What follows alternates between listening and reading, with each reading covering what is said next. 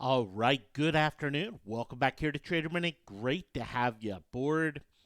Market, often pretty much sitting where it was on Friday when we spoke. And, not a lot of major change here. We do have some volatility dropping nicely, in fact, in a very nice way. It doesn't mean all options are great, grand, and wonderful, but we are seeing a significant volatility drop. Strength in stocks you would expect to lead the way going forward. The Microsofts of the world, even Caterpillar to some extent, and I know that may not make a ton of sense, but we'll talk about it this week. But Netflixes of the world, seeing some good money. The WalMarts of the world seeing some good money coming in. This is not something that's being led by Royal Caribbean, for example, or American Airlines, or even Disney. We're not seeing the leadership here, even though it's had a nice little reversal. But things being led in the areas where you go, okay, this is where we should see leadership. This is where some things make a little bit of sense here. That's going on. We have the VIX drop happening here.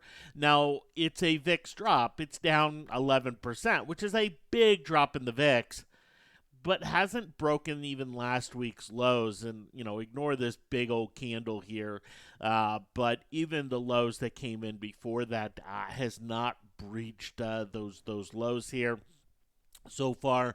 So yes, a drop in the VIX, but you can see the VXX.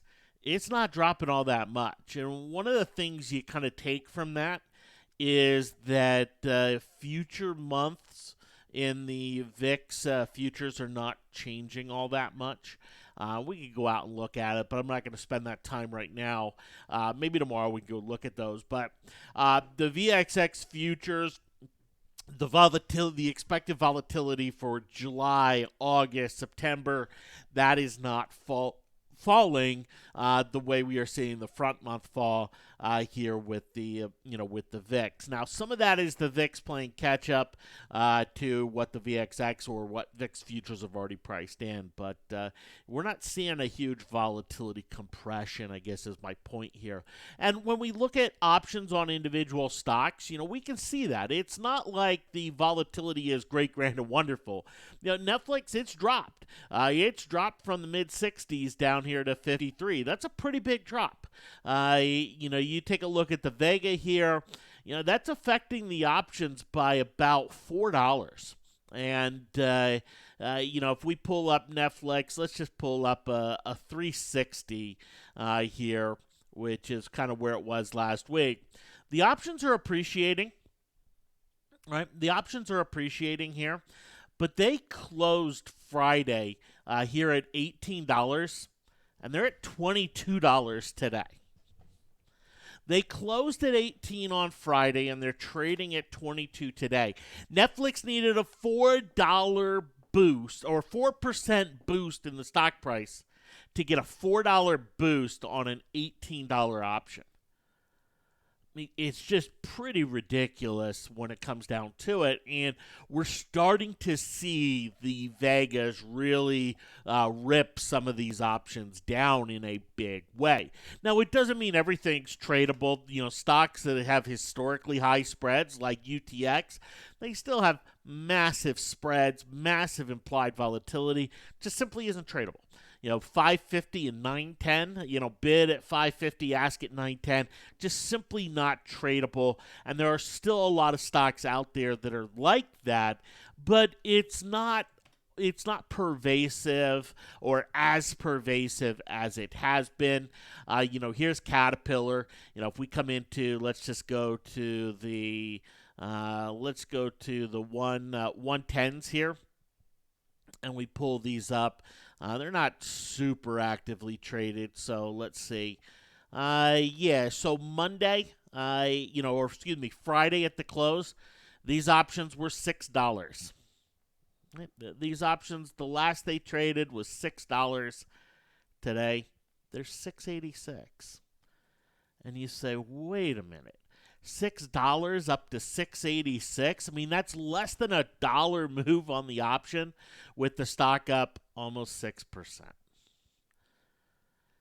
That's probably a little bit exaggerated from where you would have gotten the price at the close on Friday after, the Friday little dip that it had. But you kind of get my point. The implied volatility is starting to come out, and we can see that in the options and how they're trading, and the fact that a lot of call options just simply have not appreciated in value in a super significant way. In fact, something like Bank of America, which is up a nice 2% today. Okay, 2% move. Normal style markets, a 2% move. Yeah, that's good for a nice gain in the option value. Well, here's the option on Friday's close. The option for Bank of America was $1.55. The stock is up 2% right now, and the option value is less than where it was Friday at the close. That's on the normal monthlies. That's not time decay. That's implied volatility. I don't show this to say, well, they're not tradable or anything. I show this to show how much has come out. And when you look at a lot of these, the implied volatility is still super high. There's another dose or two of this to come out. So if you're going to go out and trade something with options, right? If I'm going to go out and trade something with options, I need more than a 2% move. 2% move is going to get me nowhere. 2% move is going to be painful. It's going to lose money on my options, not gain money. And it could go up 2% a day and it's still going to end up losing money.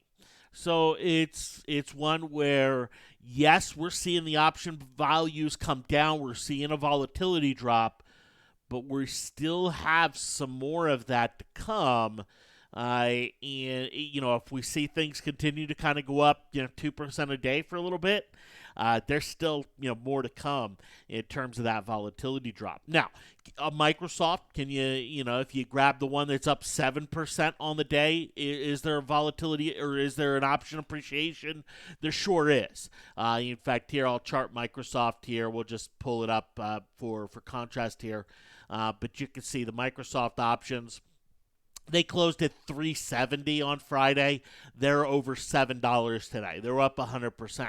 So this isn't all options. There are stocks that are moving enough to create a really strong uptick in the options, but that's not the norm. The norm is more of the Bank of America style, the Netflix style, and so the ones where you're getting this type of movement, the percentages are pretty low, and it's not like the charts are any different, right? How is Microsoft's chart different from, from a lot of the other charts that are out there? It simply is not. And while Apple options are losing money today, Microsoft options are gaining a lot today. So it's one where, is there something from a chart standpoint to differentiate it or something? No, there's not. And so it leaves it in a very landmine situation, continuing for option traders, but landmine situation, but improving, and improving in a decent way, not in a way where you go, wow, this is incredible, right? Now, for the challenge, we have some crossovers going on out there. Let me show them here to you. Nothing that's triggering. So they're not triggering because of option values. They're not triggering because of, just the pure price action. And here's J&J. Nice day here today. Nice uptick here today. The options definitely moving on J&J here today. But, very much like a lot of stocks last week that just kind of had this similar action off a new low. Not going to get a signal off of that new low here. So no signal with J&J. But on an update today, we do have some downside crossovers, which are interesting. American Airlines, EOG, and EWZ. And I say interesting not because they're signaling, but because this is something where, if we're looking for the next trade setup to come in, this is some of the price action we need to see if we're looking on the upside. Now, it's not triggering on the downside here as far as brand new trend ready to emerge to the downside here, even though it very well could be. The consolidation risk is on it is too high. But this is something that, okay, has that downside. So now the next crossover would be an upside crossover. If that happens from a higher low, there's a chance of seeing a bullish signal come in. Check out the volumes.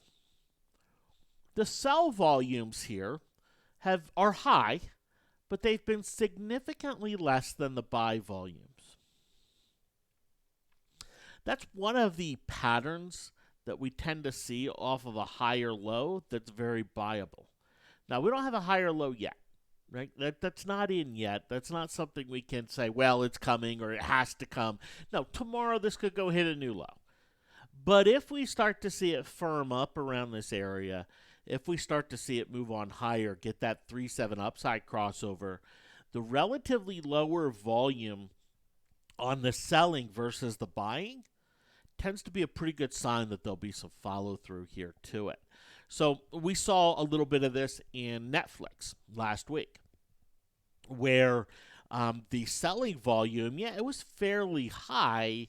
And I know Netflix was going down on a day where the market went up and all that jazz that means nothing. But overall, lower volume than what there was on the upside. And you see some decent follow through. Now, it didn't pull back enough to give a downside crossover that we could take advantage of an upside crossover here with it. And it's not like the options are moving in a way that make it even worth it. But that tends to be a very positive sign.